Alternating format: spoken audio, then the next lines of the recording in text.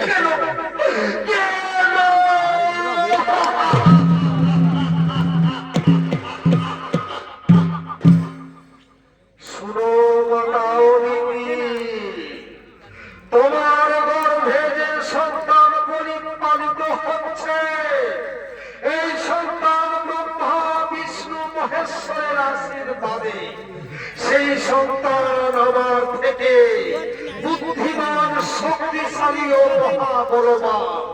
তাই তো তোমার গর্ভের সন্তানকে আমি হত্যা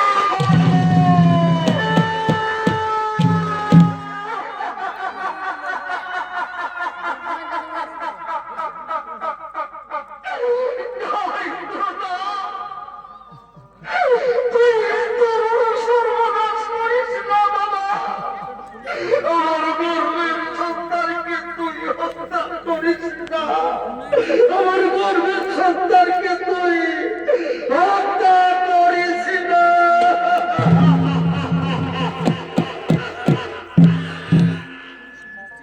ওরে ভাই মন্ত্রী, সেনাপতি গো, পাতা অদিতিকে আঘাত করো, এর গর্ভের সন্তানকে হত্যা করো।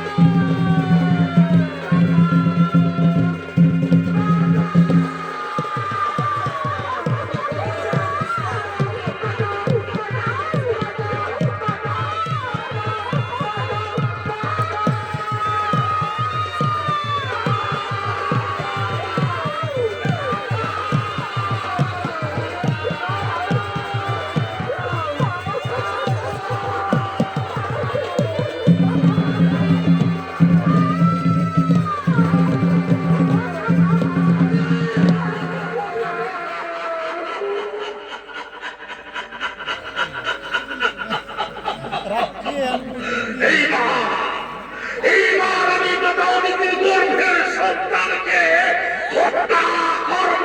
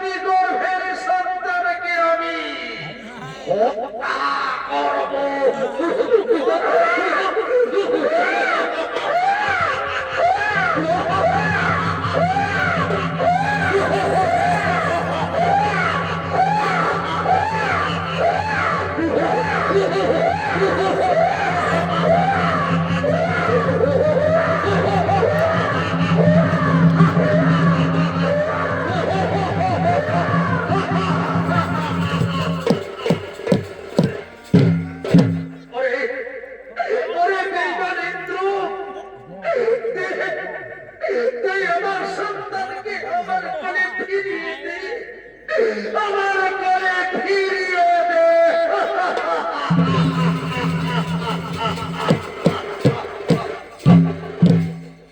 ঠিক আছে মাতা অদিতি, এবার তোমার সন্তানকে আমি তোমার কোলে ফিরিয়ে দিলাম।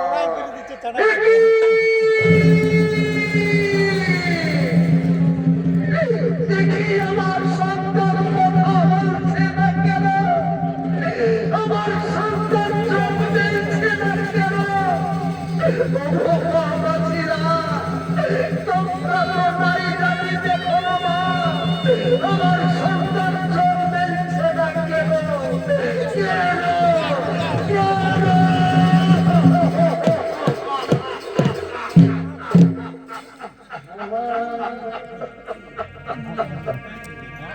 ও হরি হে,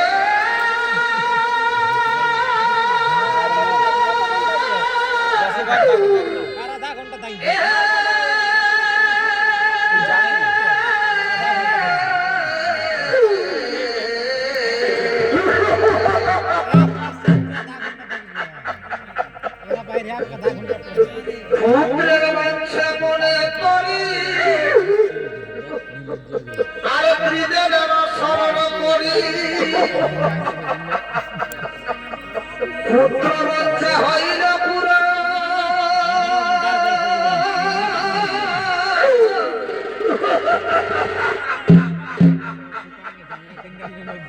তাই তাই আমি গর্ভবতী, এই ইন্দ্রের মন্ত্রী সেনাপতি,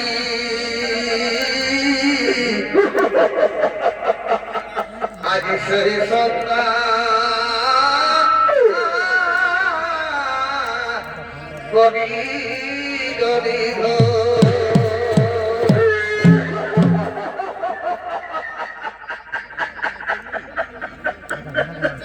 ইয়রে মাছা মানি কি মায়ের দিল কথা বল আমার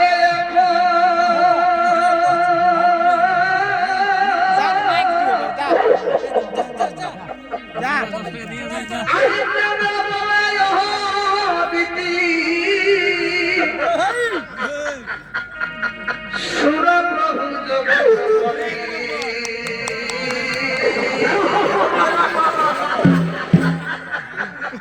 এই মোর ভাগ্যে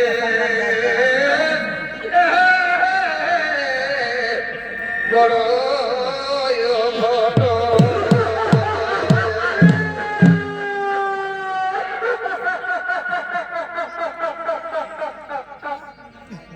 হরি হে ইন্দ্রয়ে করিল আরে গর্ভের সন্তান কেন কেড়ে নিল,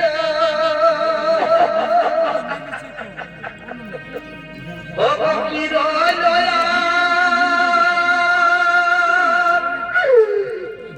এই জীবন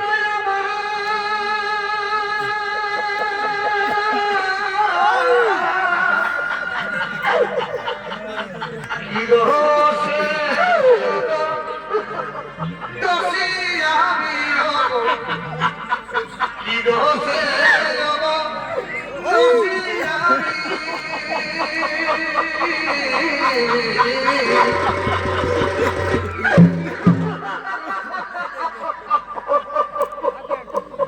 বলো হে তুমি অন্তর্যামী, বলো হে তুমি অন্তর্যামী,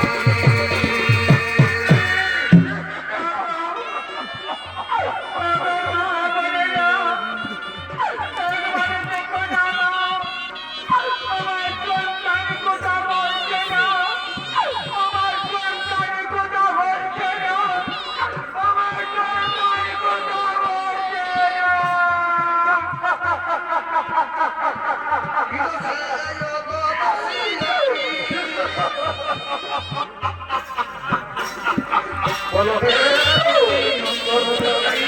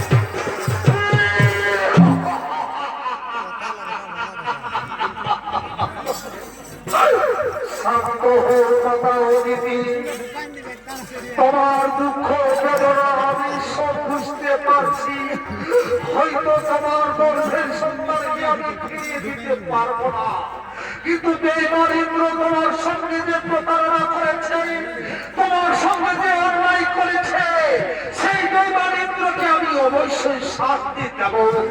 যাও মাতা অদিতি, তুমি তোমার সন্তানকে কোলে লয়ে নিজ রাজমহলে চলে যাও, নিজ রাজমহলে চলে যাও। ওরে দেবরাজ ইন্দ্র, কি অন্যায় করেছিল মাতা অদিতি? কেন তার গর্ভের সন্তানকে তুই হত্যা করলি? এই এই বেটা শনি, আমি দেবতাদের রাজা ইন্দ্রদেব, আমি যা ভালো বুঝবো আমি সেটাই করব।